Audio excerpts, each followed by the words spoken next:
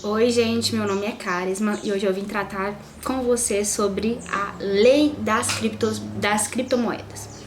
Na verdade, a lei 14.478, que nasceu com essa alcunha de lei das criptomoedas, na verdade não trata de criptomoedas. Mas não se assustem.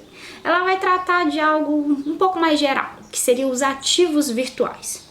Na definição que ela apresenta no artigo 3º, que eu vou ler aqui com vocês, vocês vão perceber que ela não define exatamente o que é um ativo virtual, mas que ela vai falar que um órgão competente, que o governo um dia vai definir qual é, vai definir o que é um ativo virtual.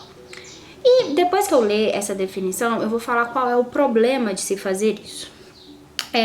Para o artigo 3º está estabelecido da seguinte forma: para os efeitos dessa lei, considera-se ativo virtual a representação digital de valor que pode ser negociada ou transferida por meios eletrônicos e utilizada para a realização de pagamentos com o propósito de investimentos. Ou seja, ativo virtual tem duas finalidades: ou ele serve para pagar algo, ou ele serve a título de investimento. E nesse próprio artigo, ele vai especificar nos seus incisos o que não é um ativo virtual. Por exemplo, não pode ser considerado um ativo virtual a moeda nacional, ou a moeda eletrônica, ou milhas. E até mesmo aqui ele vai especificar a questão de ações da Bolsa de Valor. Especificações que, no entanto, são um tanto quanto óbvias e problemáticas no geral. Por quê? Quando não se define o que é, simplesmente se limita o que não é, se gera uma certa insegurança. Por quê?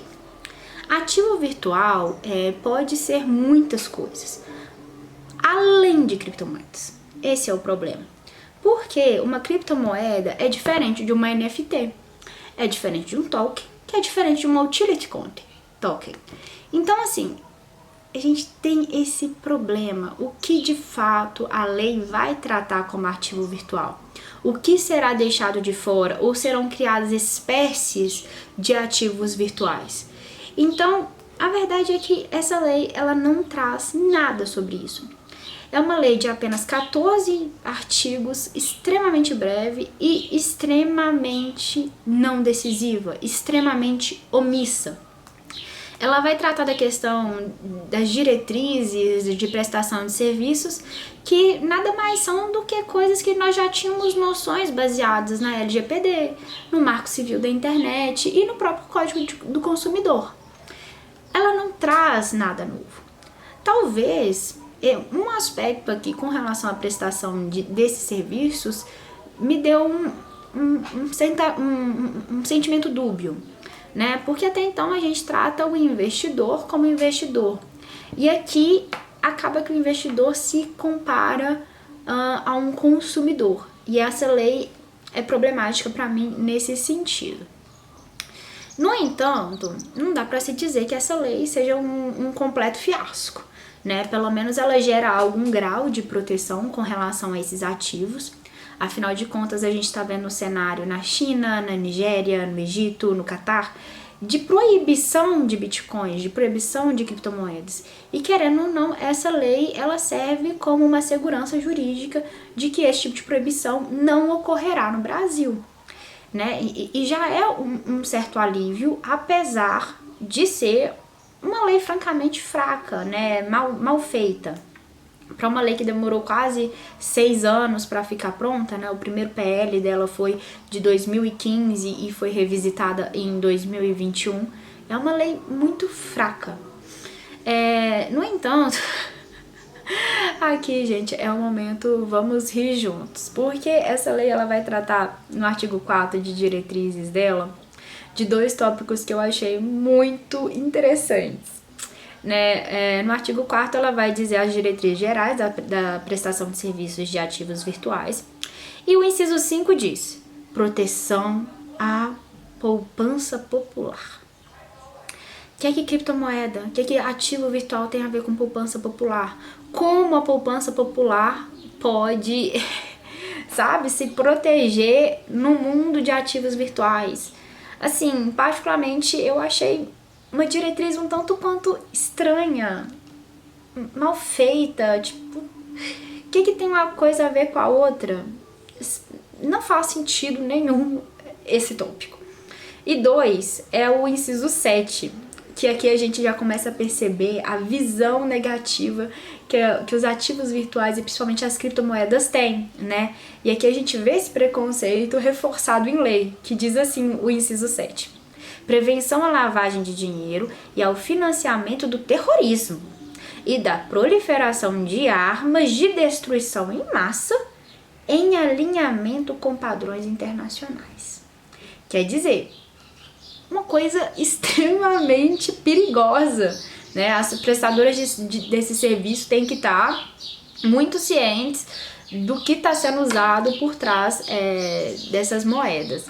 Então, assim, eu achei um tópico interessante e, ao mesmo tempo, muito preconceituoso, né? O modo como foi feito isso e não numa diretriz ética, num outro cenário. Eu achei mal feito colocar isso nesta lei.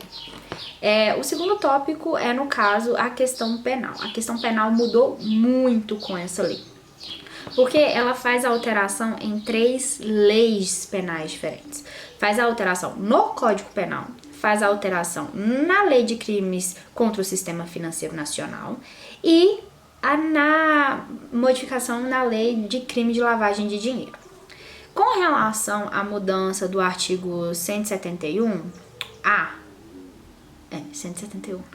171A do Código Penal, que é com relação à fraude, vai falar que não se pode fazer fraude utilizando ativos virtuais. E aqui é importante não confundir com a modificação legal relacionada ao estelionato eletrônico feito em 2021. Então, são 2 modificações próximas em tempo e próximas muitas vezes de confundir as pessoas, mas elas tratam de objetos e meios diferentes, principalmente o meio é diferente. Uma se utiliza de redes sociais e meios eletrônicos e a outra, a finalidade é o ativo financeiro, o ativo econômico. A segunda é com relação ao Sistema Financeiro Nacional, que basicamente vai equiparar essas prestadoras de serviços de ativos virtuais a entidades financeiras, as instituições financeiras, que podem cometer crimes contra o Sistema Nacional. E já no crime de lavagem de dinheiro, tem um aumento de pena de 1 terço a 2 terços em crimes definidos nessa lei, que devido a...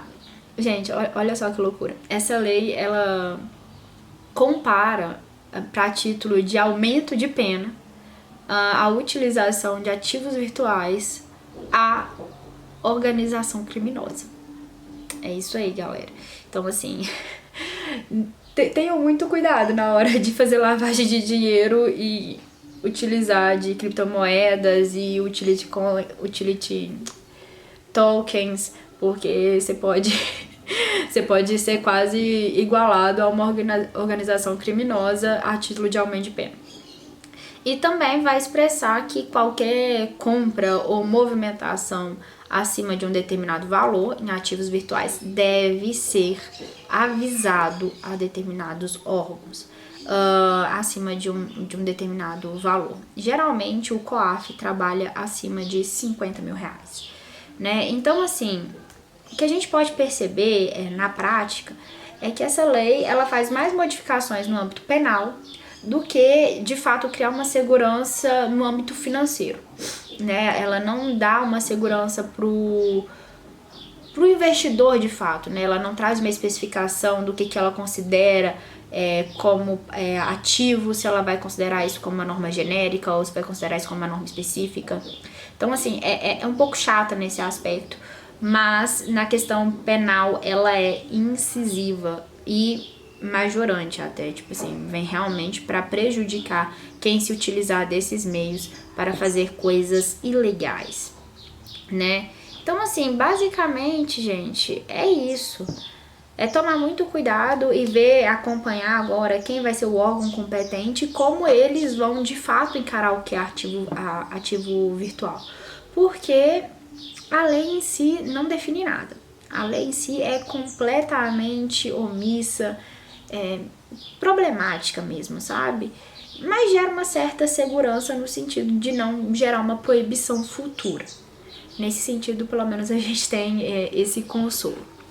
No entanto, eu acho que é isso que a gente tem que falar dessa lei. É uma lei curta, de apenas 14 artigos e não traz grandes mudanças, mas vejamos como será o futuro dela perante o órgão competente e quais modificações esse órgão de fato trará para a gestão, para a questão tributária, né? Essa lei não menciona nada na questão tributária, embora ela já aqui comece a demonstrar bases para fazê-lo, não ainda especifica nada. Então, assim, é uma lei que não trata do assunto ativo virtual e com a fidelidade e com a profundidade que deveria tratar.